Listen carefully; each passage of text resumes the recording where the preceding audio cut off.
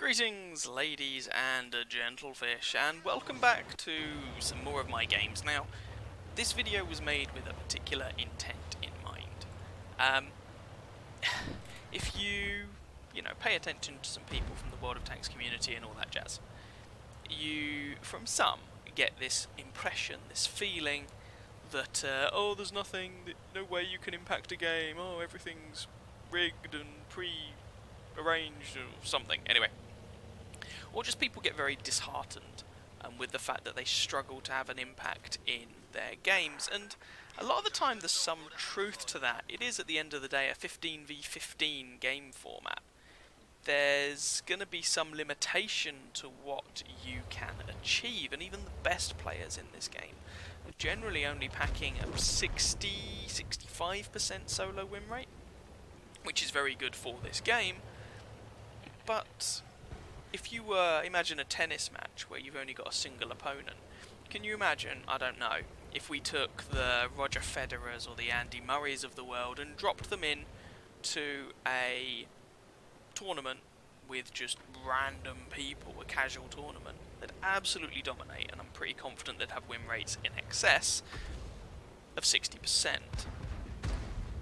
So there is some truth to that, and it doesn't help when you go on YouTube that when you see people, making a difference, it's because they're got, 12 kills, 87,000 damage, and they're driving a tier 10 tank or a top tier tank or a very powerful premium or whatever. So this is a really long and rambly way of saying the point of this video is to show a couple of games. These are not going to be uber duper mega carry games. A couple of games in a tank that anyone would have access to. This is the Panzer 38 NA. Okay, this is a tier 4 light tank. And we're not going to ridiculously carry these games, but we're going to have a specific moment in each one where you can look at it and go, we made a difference. And that's kind of the point. It's sometimes the little things in a game where you're able to have that impact and maybe turn a loss into a win, or at least make the game closer. So that's what we're looking at in this video. So, it's going to be two games. Game number one, both of them are going to be in the Panzer 38 NA. So game number one here. Firstly, we're here on Airfield, which is an interesting little map that some people really don't like. Basically, don't be too aggressive on this map. Goodbye, Mr. Hetzer. It's a tier 5 maximum game, and there are no tier 3s. So in this match, we're actually bottom tier. We don't have +2 tier matchmaking. There are no tier 6s, but there are no lower tiers for us to be shooting at. We're going to fire a few gold rounds. Deal with it. I don't think I'm going to use them excessively, but we are going to fire a few. And this game is going to go on a bit. Both of these games are going to be a reasonable length games. And it's toward the end in this one where we have that little impact that is going to really make a difference. But anyway, initially we've come up to this position at E5. So this can be quite a powerful position on this map. It gives you quite a dominant field of fire and allows you, as you saw me at the beginning, to get some spotting done. Try and see where the enemy team are going and all that jazz. I'd also like to note this position I'm using exactly here. This is open to artillery, but in this particular game there aren't any artillery to worry about. So that's why I'm using it.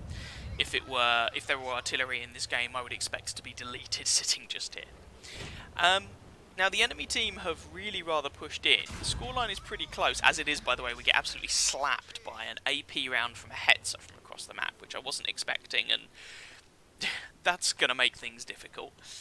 And it'd be very easy at this point to go, oh, well, I've been reduced to like a one shot, oh, what can I do, blah, blah, blah, blah, blah, blah. But just keep cool, keep calm, try and carry on, without trying to sound cliched. So, ooh, hello, Mr. Duck Tank. Oh, we managed to squeeze a shot in there. Goodbye, Mr. Cheehy. So, the scoreline is 8-8. Now, on this map, on Airfield, generally speaking, I find if you push, you die. So what you want to be is the last team to push. It's about the only way, as far as I can see, that you're going to stay alive. So that's what we're trying to do. Just trying to weather the storm of the enemy assault. And hopefully at that point we can do something a little bit more proactive. But you can see just by using this position, and obviously this is a lower tier game, so bear that in mind. As you get to higher tiers, your opponents will, frankly, on average at least, get better. But all the same, just by using this position, we've managed, hello Mr. T28, we've managed to spot some bad guys. We've managed to get 230 assistance damage. Oh, that was unlucky. And we've managed to do 950 of our own damage, which is not bad, especially when you consider this gun hits for, what, 70? So, Stug has fired. Stug is Stug 4, so he has a 75mm gun with 110 average damage and enough penetration to give me problems. But what we're going to do, as he's engaging our Matilda Black Prince, we're just going to come around the side and we put a shot in. We don't get the kill, but we put a shot in, and that's all grand. And that shot takes us over 1,000 damage, which in a tier 4 is a very respectable amount of damage indeed. There are only 4 enemy tanks left. T28 we last spotted over toward the enemy base. The Valiant we last spotted down the south. Maybe because we've got no one who's been keeping an eye on him, he could be making a push toward our base.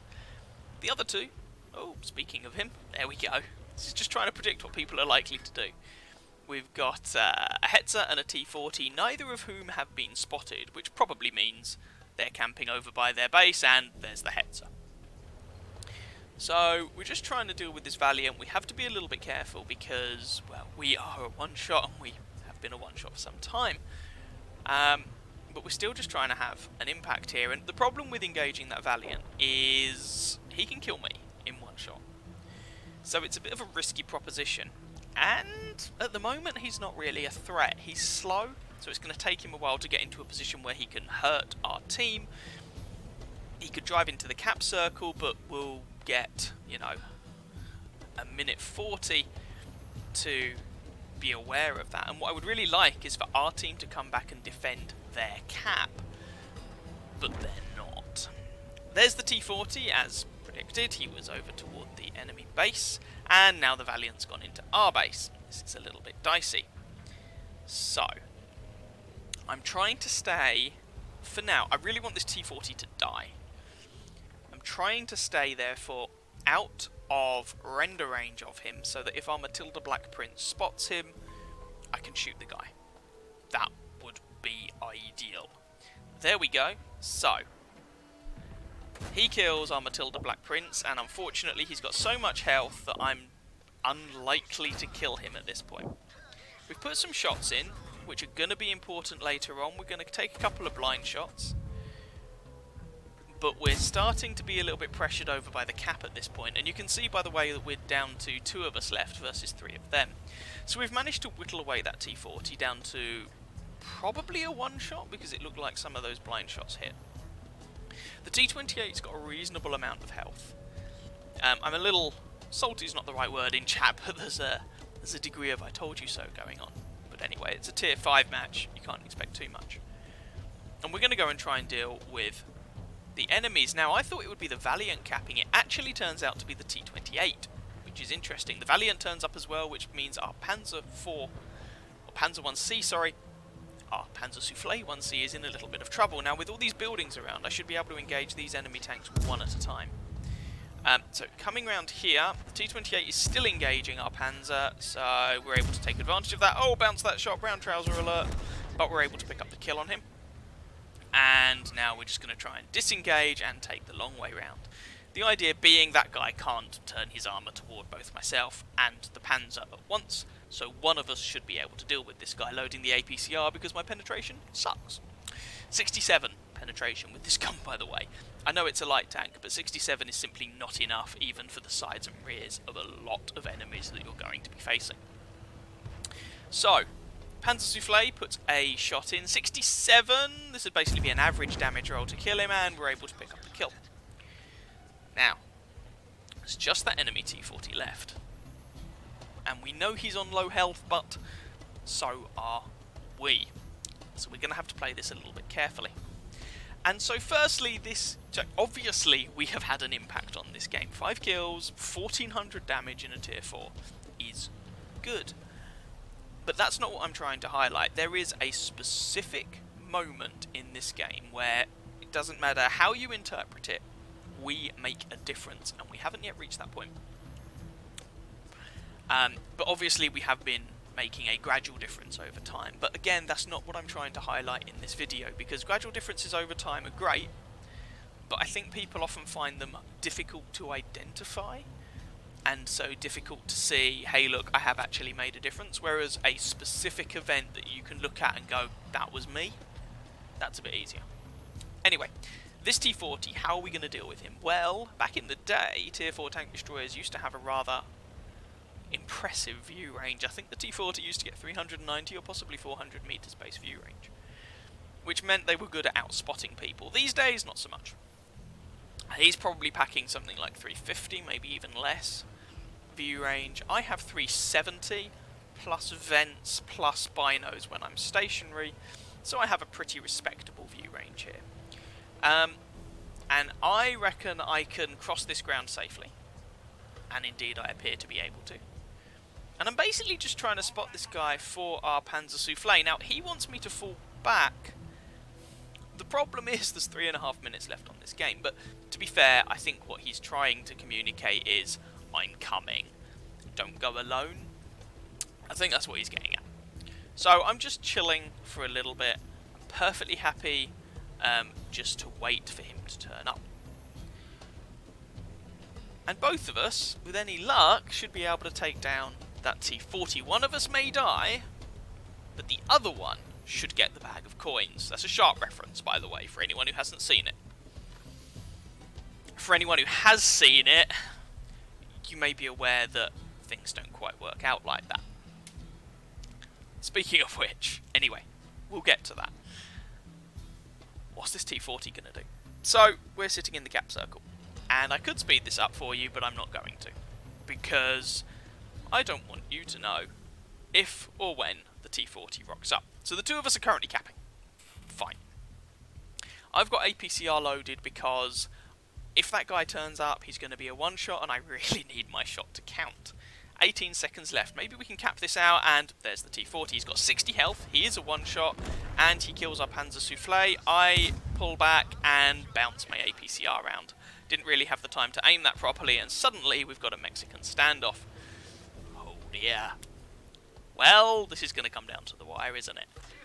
One of us will die. He's just coming for it. Like, I don't blame him. I think this is the right play, and we just about managed to kill him. And that's the moment I'm talking about, right there at the end. Had we not been alive, had we gone, oh, we're a one-shot, it doesn't matter, let's just die, we wouldn't have been alive to kill the T-40 at the end to win us the game. So that's the specific moment in that game where we make a difference with less than 2 minutes left on the clock. Let's have a look at the post-game stats for this one. So that actually ended up being second class mastery, fire for effect, bruiser, and a top gun. Obviously a decent game, a good game, but not some uber-duper awesome mega carry or something like that.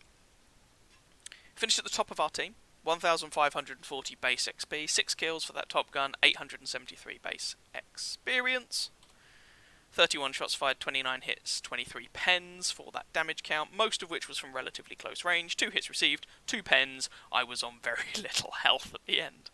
5 enemy vehicles spotted, 11 damage, 6 destroyed, 230 assistance damage, 72 base cap, and 19 defense, and almost 5 kilometers travelled. We did fire a reasonable number of APCR rounds, so we lost 15,000 credits on that game, but I don't think I fired those rounds excessively.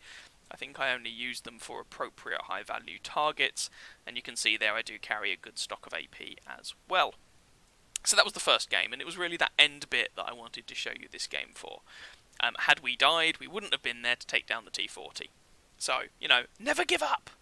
Make them bleed for every inch. So, got another game for you now, and this is rather different. The moment in question that I want to highlight is not at the end of the game, but you'll see that as we go through the game itself. So here's our second match then, and we are here on Pearl River, which is a sort of new map to the game. It used to be in the game years ago, then Wargaming removed it, revamped it, and reintroduced it a little while ago. And this is an all-tier 4 match, so we don't have any tier 3s to shoot at, which would be, you know, your top tier matchmaking, so to speak, but we don't have any tier 5s or 6s to shoot at, so this is just tier 4s as far as the eye can see. And we're once again in our Panzer 38NA, and we're going to see what we can do. So we're just driving along here, and so on this map, I still struggle with this map a little bit.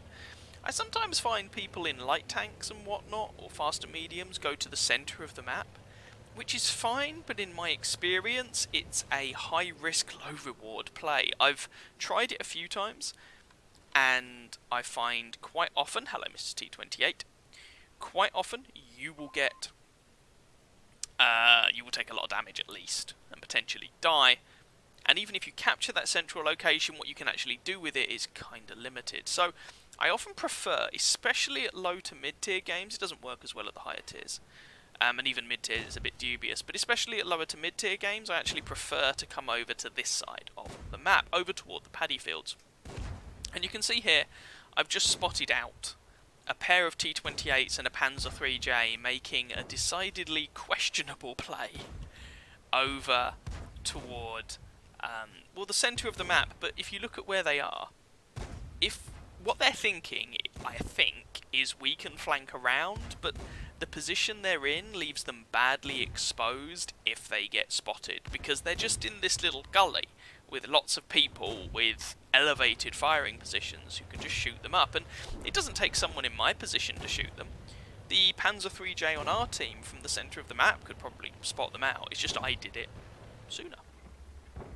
So we managed to rack up over 800 assistance damage there before pulling back to make sure that we're safe, don't get spotted and don't get killed, and that gets the Panzer 3J pretty badly shot up and the two T-28s just die. But we are quite weak on this flank, so we know there's a Hetzer, which is a dangerous tank. We know there's an Su-76 GFT, which is a dangerous tank, and a lot of fun actually. And there's still that Panzer 3J, who, given that he made that play, is probably not the most dangerous player in the world. That's a bit too big. But still something that we need to watch out for. So I'm pulling back, and I'm very concerned about the push the enemy team are making through the sort of valley to the north. Turns out that Panzer 3J didn't actually get shot up. It must have been the two T-28s who just took all the damage then. And I'm just kind of pondering what to do. Now, the Panzer 3J didn't, in the end, push. Fine. And because he didn't push, that means that I might actually have some space to work down here in that same gully. Because we've kind of dissuaded the enemy team from coming down here. So I'm quite worried about those two tank destroyers. They are both dangerous machines. And I'm quite worried about that push the enemy have toward our base, although it's probably worth noting that that push is now surrounded. We've got a couple of tanks behind them, and they're moving into quite an unpleasant crossfire, so I decide the best place for me to be is dealing with these tank destroyers. The slightly awkward thing, of course, is that they have now dealt with our P-26, who was holding them up, and, oh, there's another tank destroyer for good measure. So we put a shot into him, that's our first bit of damage, actual damage this game. And we decide discretion is the better part of valour. I do not particularly want to drive in there and have to take on 3 enemy tank destroyers. Even if I have a tedious backup, that just doesn't seem like a particularly great plan. And I'm just pondering what to do, and yeah, the Hetz has decided to move up, which, oh, he's missed, which is entirely understandable, but if I can draw him out, then the friendly Panzer there, another Panzer Soufflé 1C. This was, these games were played around Christmas time, so there were quite a few of these things around. Should be able to really put the hurt in on this guy, and there's the kill. So that Hetzer becomes my first kill. Su-76 GFT, and we're just going to deal with this guy. He's opening up at our Panzer Soufflé, and we're not quite able to keep our Panzer Soufflé alive, unfortunately. But we are at least able to avenge him. There was a fraction of a second in that on my reload, and now we're still on full health. And I would, if I can get this M8A1 in a close range fight, I would bet my money on myself in the Panzer versus that American turreted tank destroyer. We put a shot into him, we take one. It seems like he's using the 57mm gun. I'm not sure if that gives him better DPM. He gets a better reload, but that doesn't always mean better DPM. And I'm just going to sit here and trade shots with him, because even if I move, it's unlikely that I'm going to be able to dodge his shots that effectively. The Panzer 38 NA is a little on the sluggish side, and so I decide to just shoot him, save my repair kit in case he deals with my ammo rack or something like that, and then I actually kind of stupidly use the repair kit on the tracks right at the end. I think, if memory serves, I was kind of annoyed at that point because it was sort of a muscle reflex reaction type thing. I didn't need to at that point. I could just let my tracks repair themselves, but whatever.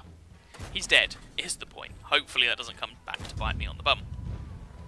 So, Panzer 3J is on fire and dead. You might have noticed the score got quite dicey at one point, but our team have managed to pull it back, and we're just the one kill behind, and some of the enemy tanks are looking quite beaten up. And that entire push through the valley that the enemy team played, their score looked good because they'd beaten the stuffing out of anything we sent to the valley, and then it very quickly looked poor because, as I mentioned earlier on, we got tanks behind them, and they just drove straight out into a crossfire. It was just never going to be good. So we actually spot out the Panzer 3J again. That's the same guy we spotted earlier on, I believe. And there's also a 14 TP up here. So I'm hoping to go and deal with the 14 TP on the assumption that the last two tanks that we don't know where they are on the enemy team are tank destroyers, and most players in tank destroyers will camp base. The enemy 14 TP, however, actually does me the service of crashing, so we don't have to worry about him, but he does take out our Stug 3B in the process, and that leaves 3 players left on each team. So I move up here thinking, oh, I can spot out that Panzer 3J potentially. I've got pretty good view range with this setup, and that would be useful for my team.